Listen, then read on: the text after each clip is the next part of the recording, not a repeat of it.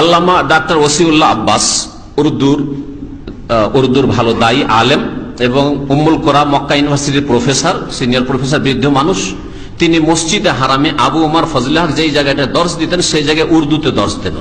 উনি হচ্ছেন সহি আকিদার মানুষ, যিনি উর্দুতে দর্শ দেন আপনার মসজিদে হারামে, কাবা শরীফের ওই মাতাফে, ওই যে নিচু জায়গাটা, ওখানে তার চেয়ার পাবেন, একটা জায়গায় কুরসি আছে। কোনোদিন যদি ইচ্ছা করেন তো সেদিকে গিয়ে দেখতে পারবেন আপনি।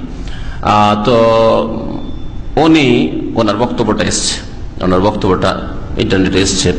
তিনি বলেছেন যে মালিক আব্দুল্লাহ রহমতুল্লাহ আলাই যখন মক্কায় নিজের ক্ষমতা পেলেন তখন ওলামাদের সাথে মশওয়ারা করলেন যে এখানে যে বহু বিদাত রয়েছে, বহু ভুলগুলি রয়েছে বা সুন্নতের খেলাফ কাজ রয়েছে, সেগুলি সম্পর্কে কি করা যায়।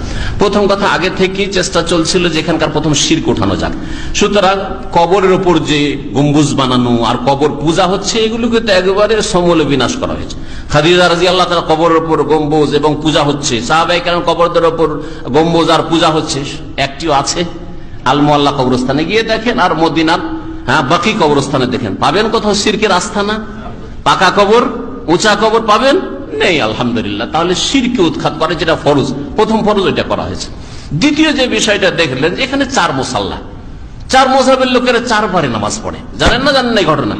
দীর্ঘ 800 বছর ধরে মুসলিম উম্মাতের বিদাতি ওলামারা এক ইসলামকে কাবা ঘরেও 4 ভাগে বিভক্ত করেছে। আমার অনেক পুরাতন একটা আলোচনা আছে মযহাবের অনিষ্ট সম্পর্কে, মযহাবের বা মযহাবী গোঁড়ামির অনিষ্ট, তাকলিদের অনিষ্ট। তার একটা দিক হচ্ছে যে কাবা ঘরকে 4 ভাগে বিভক্ত করেছিল। যখন শাফিঈরা নামাজ পড়তো 3 মযহাবধারীরা তাকাইতো, আমাদের ইমাম নামাজ পড়াই না। যখন মালিকিরা নামাজ পড়াইতো 3 মযহাবের লোকেরা তাকাইতো। যখন হাম্বলি নামাজ পড়াইতো 3 মযহাবের লোকেরা, হানাফিরা আলাদা নামাজ পড়তো। এইভাবে আলাদা আলাদা নামাজ হইত। কত খারাপ দৃশ্য! এই দৃশ্য দেখে কাফির, ইহুদি, হিন্দু, নাসারা তো হাসবে, লজ্জা পাবে। এ মুসলমান হে জিনে দেখ কে শর্মায়ে ইহুদ, লজ্জা পাবে। আরে কি করেছে রে? এরা কাবা ঘরকে ভাগ করে নিয়েছে, ভাগ বন্টন করে নিয়েছে। হ্যাঁ, সুবহানাল্লাহ।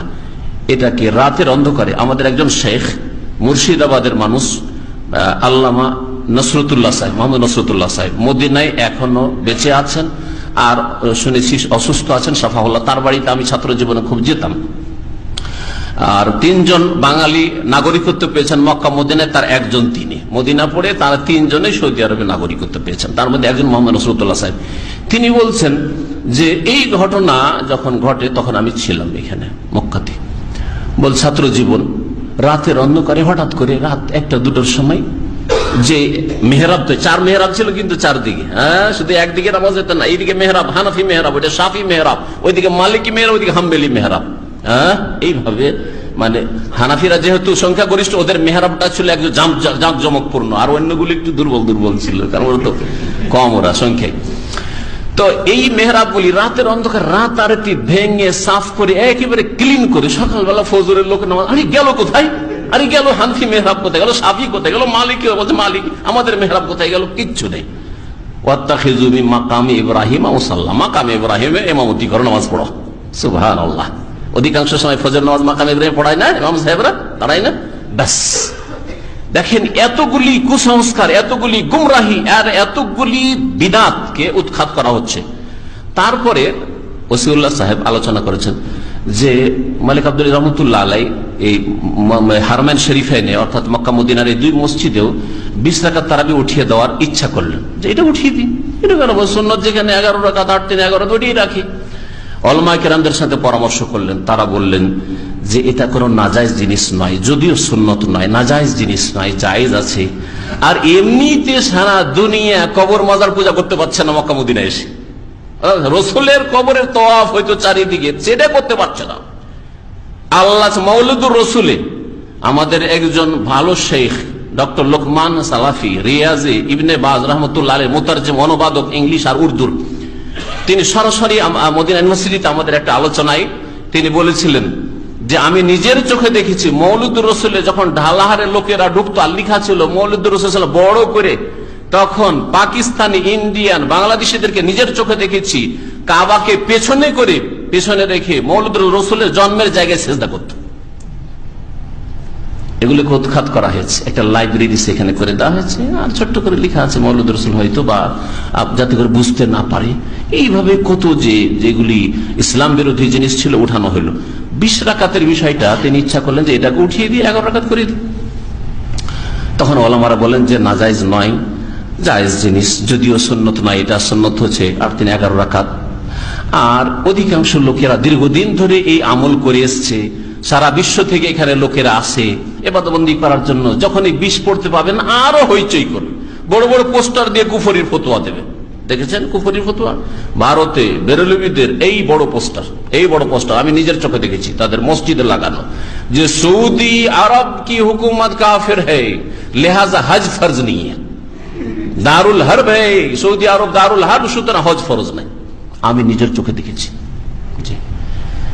তাহলে আজকে যদি এই একটা জায়েজ কাজ, যদিও সুন্নতের খেলাফ বা সুন্নত নয়, সেটা উঠিয়ে দেওয়া হয়, তাহলে দেওবন্দি, বেরেলভি, তাবলিগি, জামাত ইসলামী আর যতগুলি ফিরকা আছে ভারতের সবগুলি শত্রু হয়ে যাবে। এমনি এত শত্রুতা, সুযোগ পেলেই তিলকে তাল করে, এখনো সুযোগ পেলেই তিলকে তাল করে। মেসরের সমস্যা নেই, ভারত পাকিস্তানের লোকেরা এত বেশি লেখালেখি করছে, মেসরের জালেমদের বিরুদ্ধে কিছু লিখছে না, সৌদির বিরুদ্ধে সবচেয়ে বেশি লিখছে। খবর আছে কিছু? যখন ওই ইরাক যখন কুয়েত দখল করলো, কেউ বললো না যে সাদ্দাম তুই জুলুম করেছিস, কি জন্য রাতের 1 ঘন্টার মধ্যে দেশটাকে দখল করে নিলি?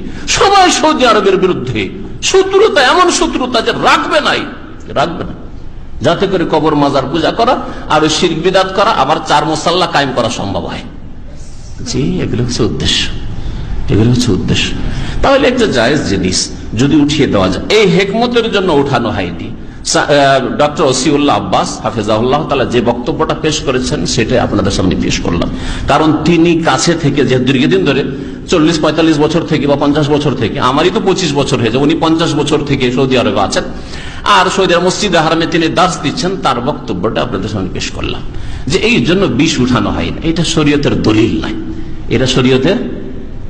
শরীয়তের দলিল হচ্ছে কোরআন এবং হাদিস। আর কোরআন এবং হাদিসের আলোকে ওলামায়ে কেরাম, হানাফি ওলামারা লিখেছেন, সেটাও মানবেন না। আচ্ছা, হানাফি ওলামারা যে 20-কে সুন্নত বললেন না, 8-কেই সুন্নত বললেন, 8-3-11-কে, এটা দিয়ে আর একটা বিষয় প্রমাণিত হয়, সেটা হচ্ছে তাকলিদ করা ফরজ নয়, মযহাব মানা ফরজ নয়।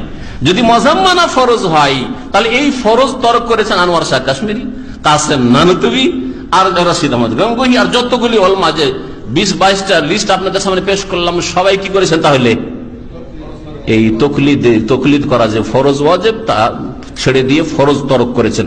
আর ফরজ ছাড়া কবিরা গুনাহ না সাগীরা গুনাহ?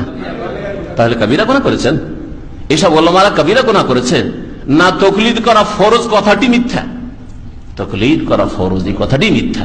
মযহাব মানা ফরজ, 4 মযহাব 4 ফরজ, আর একটা আবার মানতে হবে, 4 আনা মানতে হবে, এই কথাটি মিথ্যা। আসলে কোরআন এবং হাদিস মানা ফরজ, ওহী মানা ফরজ, রাসূলের আনুগত্য করা ফরজ, আল্লাহর আনুগত্য করা ফরজ। বুঝতে পেরেছেন?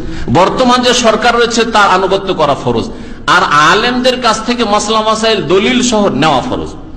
অজ্ঞতায় খেয়াল খুশি ইবাদত বন্দী করবেন, এটা আপনার জন্য জায়েজ না। আপনি জানেন না, আপনার চাইতে বড় দাম্মে আমামে আছেন, যাকে বড় মনে করছেন তার কাছ থেকে জানেন আপনি।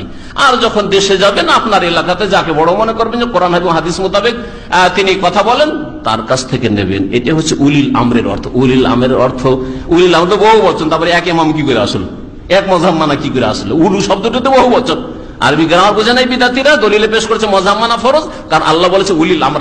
উলিল আমর মানে নেতার আনুগত্য করো, ধর্মীয় নেতা মানে যে কোনো সময় আলেমদের কাছ থেকে আপনি জেনে নেবেন মাসলা মাসাইল। আর দুনিয়ার নেতা মানে আপনার যে শাসক আছে, সে শাসকের বিরোধিতা করবেন না বৈধ কাজে, যতক্ষণ জায়েজের আওতাতে আছে আপনি সরকারের বিরোধিতা করবেন না। নাজায়েজ কাজ করছে আপনি হাত টেনে নেন, অন্যায় কাজ করছে আপনি সেখান থেকে সরে পড়েন, কেটে পড়েন, বলতে পারেন বলেন, না বলতে পারেন, অন্যায়ের প্রতিবাদ করেন, ঘৃণা করেন। অযালিকা যাফুল ঈমান, এটা হচ্ছে দুর্বল ঈমান। আর অস্ত্র ধরে নেবেন, যে সরকার যেহেতু ইসলাম বিরোধী কাজ করছে, আর অস্ত্র ধরে নেবেন, যেমন আব্দুর রহমান বাংলা ভাইদের অবস্থা হয়েছে, আজকে জসিম উদ্দিন গেছে, ওই রকমই অবস্থা হবে। খবরদার না, এটা আপনার কাজ না। যাকে আল্লাহ পাক নেতৃত্ব দিয়েছেন সে বল প্রয়োগ করবে। কোন আলেমের কাজ বল প্রয়োগ করা নয়, যে রাখবো না এদেরকে, বল প্রয়োগ করে কবর মাজার উড়িয়ে দেব, বল প্রয়োগ করে এই করব, সেই বল প্রয়োগ করে বেশ্যাখানাকে জ্বালিয়ে ফেলবো, বল প্রয়োগ করে আমার মদের দোকানকে ভেঙে ফেলবো, এটা ইসলাম নাই। আপনার বল প্রয়োগ করে ইখতিয়ার, বল প্রয়োগ করবে সরকার। সরকার না করে সে নিজে ফরজ তরক করবে, আপনি ফরজ তরক করেননি, আমি করিনি। বুঝতে পেরেছেন বিষয়টা? জি, হক কথা বোঝার চেষ্টা করবেন এবং আমল করার চেষ্টা করবেন। সুবহান রাব্বিকা রাব্বিল ইজ্জাতি আম্মা ইয়াসিফুন ওয়া সালামুন আলাল মুরসালিন ওয়া আলহামদুলিল্লাহি রাব্বিল আলামিন।